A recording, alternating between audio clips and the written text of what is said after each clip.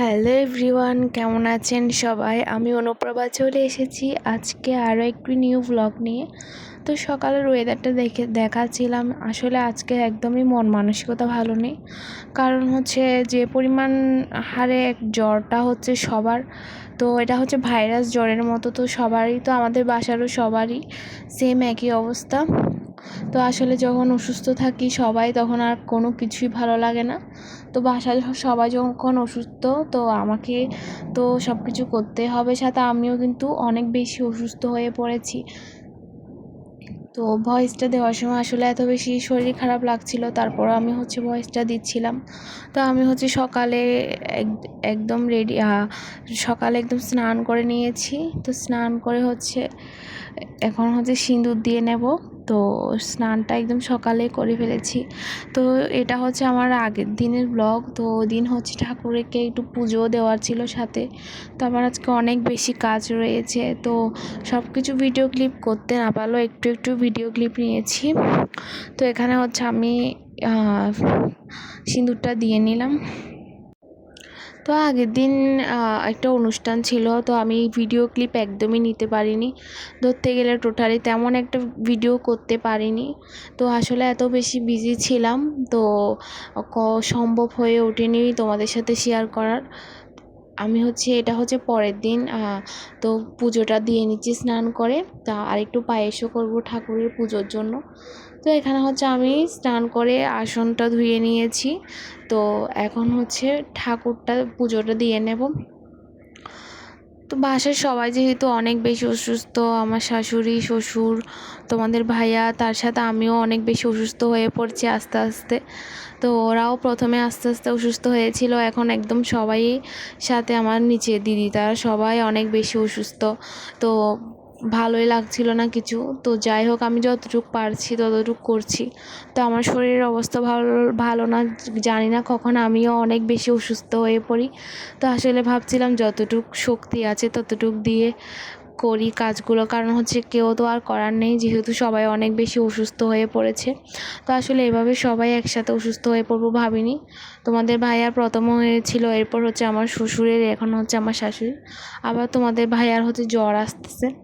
তো এখন কিছুই করার নেই, মন মানসিকতাও তেমন একটা ভালো নেই।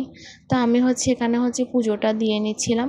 তো এখানে ঠাকুরের জন্য হচ্ছে চন্দনটা বেটে এনেছিলাম। তো আমার হাতে চন্দনটা আসলে বাটটা অনেক বেশি কষ্ট, এত বেশি কষ্ট। তো এখন হচ্ছে পুজোটাও কমপ্লিট হয়ে গিয়েছে। তো এরপরে হচ্ছে একটু পায়েস করতে যাব। তো পুজোটা হচ্ছে দিয়ে তারপরেই হচ্ছে পায়েসটা করব। আর হচ্ছে আগের দিন কিন্তু অনেক বেশি সুন্দর সুন্দর অনেক সুন্দর সুন্দর মুহূর্ত ছিল, যেটার ভিডিও একদমই ক্লিপ করতে পারিনি। আর আমার মা যেহেতু এসেছিলো, আমার মারাও চলে গিয়েছিল। তো আসলে এগুলো সব কিছু কমপ্লিট হওয়ার পরই কিন্তু সবাই অসুস্থ হয়। তো এখন দেখো ঠাকুরের পুজোটাও কিন্তু খুব সুন্দরভাবে আমার দেওয়াটা কমপ্লিট। তো পুজো দিয়ে হচ্ছে রান্নাবান্না করতে যাব। তো ঠাকুরের পুজো দিয়েছি এখন। তো আসলে এত বেশি ভাইরাস জ্বরটা বেড়েছে চারিদিকে, আসলে শুধু আমাদের পরিবারে না, এখন সবারই ওই জ্বরটা, সর্দি, কাশি হচ্ছে, এটা প্রচুর খারাপ। তো সবাই সাবধানে থাকবেন অবশ্যই। তো এটা কিন্তু অনেক বেশি মারাত্মক, যার হয় সে বুঝে অনেক বেশি কষ্ট। তোমরা সবাই আমার জন্য প্রে করো। তো আমাদের বাসার সবারই হয়েছে, আমি মোটামুটি একটু ভালো আছি। আমারও কিন্তু একদিন ধরে শরীরটা প্রচুর খারাপ লাগছিল। তোমরা সবাই অবশ্যই দোয়া করো যাতে আমি তাড়াতাড়ি সুস্থ হয়ে যাই, বা জ্বরটা তো বেশি নাও হয়। তো এখানে হচ্ছে আমি পায়েসটাও করব। এখানে এরপর হচ্ছে আলু ভাজি ছিল, আলু ভাজি করছি। এখানে আমি আলু দিয়ে মরিচ ভাজি করছি। তো কেউ কিছু খাবে না, যেহেতু সবার জ্বর, তো কারোরই কোনো কিছু খাওয়ার ইচ্ছে করছে না। তো ভাবলাম যে সবার জন্য একটু আলু ভাজি করি, যেহেতু কেউ তরকারি খাবে না। আর আগের দিনে সব তরকারি রয়ে গিয়েছে, আগের দিনে মারা এসেছিল, মাছ, মাংস, তারপর হচ্ছে সবজি, আলুর দম, সব তরকারি রয়ে গিয়েছিল। তো আমার আলু ভাজিটা হচ্ছে প্রায় কমপ্লিট। আর আলু ভাজিটা আমি একটু মুচমুচে করে ভাজি করছি। তো ভাবছি আসলে আমরা জীবনে সুস্থ থাকলে কতই না ভালো থাকি, যখন আসলে অসুস্থ হই তখন বুঝি সুস্থতার মর্মটা।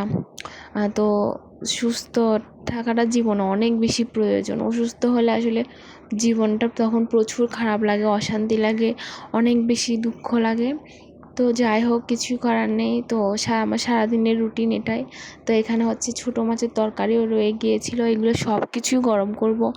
বড় মাছ, কাতলা মাছ, তারপর ছোটো মাছ। আসলে খাওয়ার কেউ নেই, আমি সবাই ওই শুধু আলু ভাজি দিয়ে খেয়েছিল ধরতে গেলে ভাত, কারণ কেউ কিছুই খায়নি একদমই। তো আমি আলু ভাজিটা এই জন্যই করেছি, কারণ সবার যেহেতু তরকারি একদমই ভালো লাগবে না, তো তার কারণে হচ্ছে ভাবছি একটু আলু ভাজি করলে হয়তো সবাই খাবে। তো এখানে হচ্ছে আমার আলুটা ভাজা কমপ্লিট প্রায়। তো এখানে ভাতটাও হয়ে গিয়েছে। তো ভাতটাও আমার কমপ্লিট রান্না। তো এখন হচ্ছে নামিয়ে নেব, আর হচ্ছে কালকের তরকারি সব কিছু একটু একটু গরম করে নেব।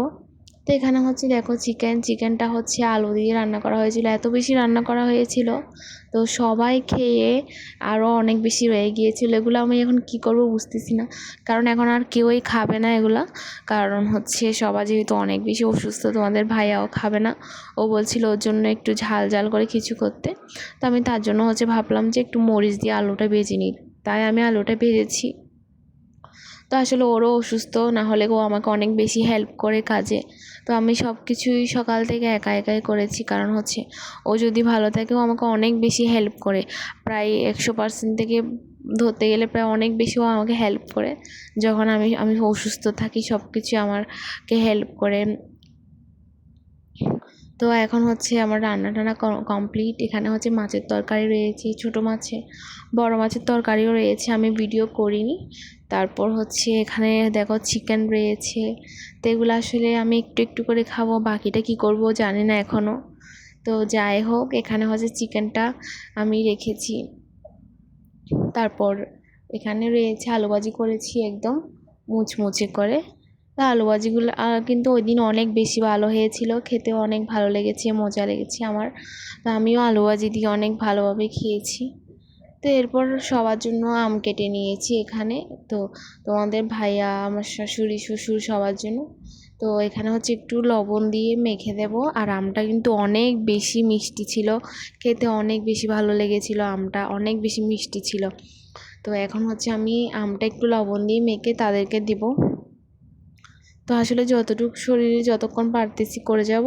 তো আমি জানি না কতক্ষণ সুস্থ থাকি, তোমরা সবাই অবশ্যই আশীর্বাদ করো। আর আজকের ভিডিওটা এখানে শেষ করছি, দেখা হবে নেক্সট ব্লগে, বাই।